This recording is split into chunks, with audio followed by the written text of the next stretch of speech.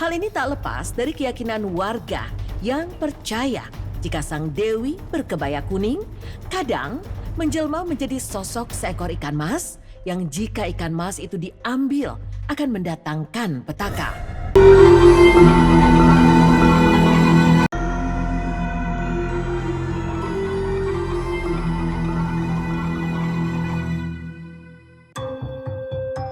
Di balik keindahan Gunung Semeru, terbentang sebuah danau yang dikenal dengan nama Ranu Kumbolo.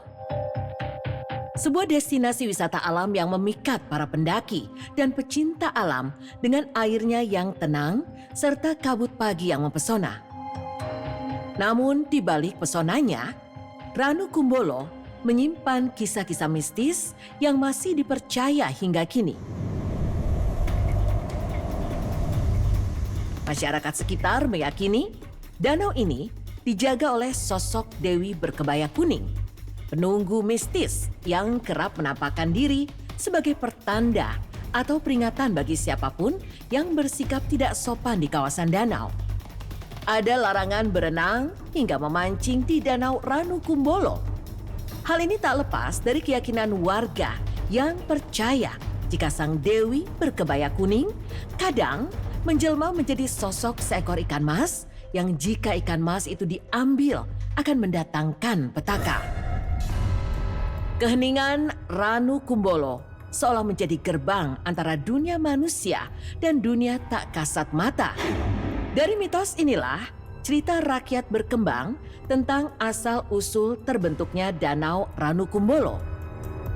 Diceritakan pada zaman dahulu di kaki Gunung Semeru, hiduplah sepasang suami istri miskin yang menjalani hidup dengan penuh kesederhanaan.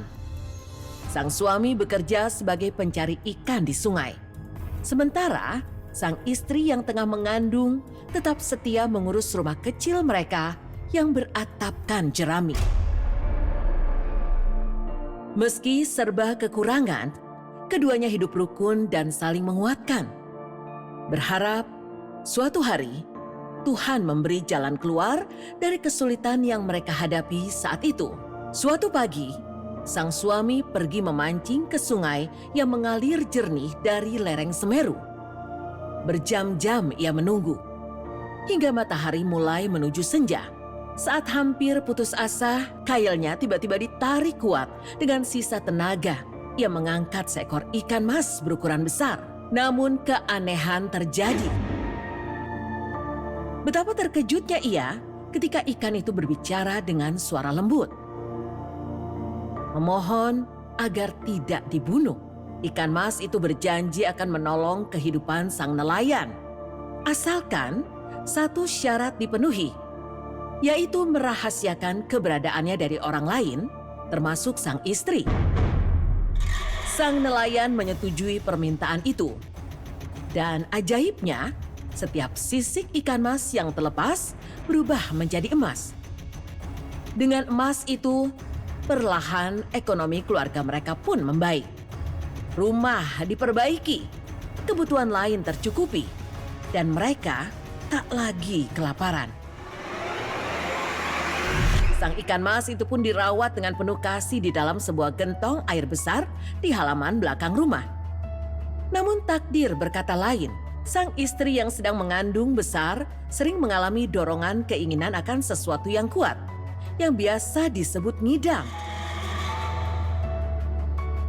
Sang istri pun teringat jika sang suami memelihara ikan di gentong besar belakang rumahnya.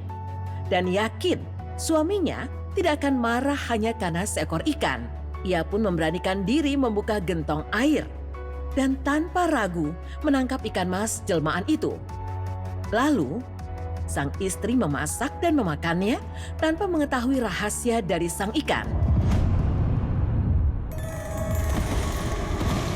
Saat sang suami pulang dan mengetahui apa yang terjadi, semuanya telah terlambat.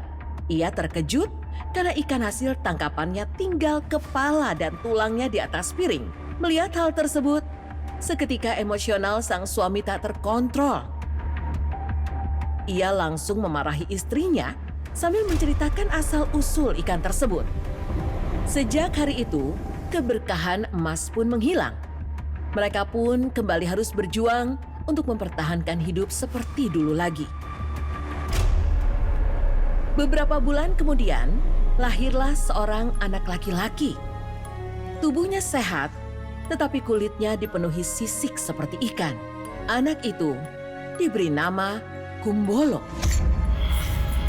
Suami istri itu merawat Kumbolo dengan penuh cinta. Walau seburuk apapun penampilan Kumbolo kecil, mereka pasrah dan berserah kepada Tuhan. Karena hal ini terjadi akibat kesalahan yang pernah mereka lakukan sebelumnya. Sejak kecil, Kumbolo harus menanggung hinaan, cacian, dan perundungan dari warga desa. Hingga suatu malam, sang ibu bermimpi bertemu ikan mas yang pernah ia sakiti. Ikan itu berkata bahwa penyakit Kumbolo bisa disembuhkan. Namun, Kumbolo harus mengambil mutiara sakti yang tersembunyi di puncak Gunung Semeru. Dengan tekad bulat, Kumbolo memulai perjalanan menuju puncak Semeru atas perintah ibunya. Ia menembus hutan lebat, badai angin kencang, dan kabut tebal. Berbagai rintangan menghadangnya, termasuk gangguan makhluk-makhluk astral penjaga gunung. Dengan doa dan keberanian, Kumbolo terus melangkah hingga akhirnya berhasil menemukan mutiara sakti yang bercahaya di sebuah pohon di puncak Gunung Semeru.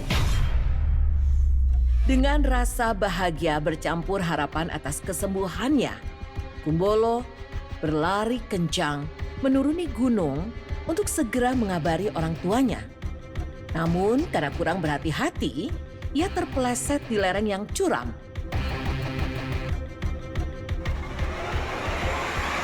Dari tempat ia terjatuh, tiba-tiba menyembur aliran air yang sangat deras.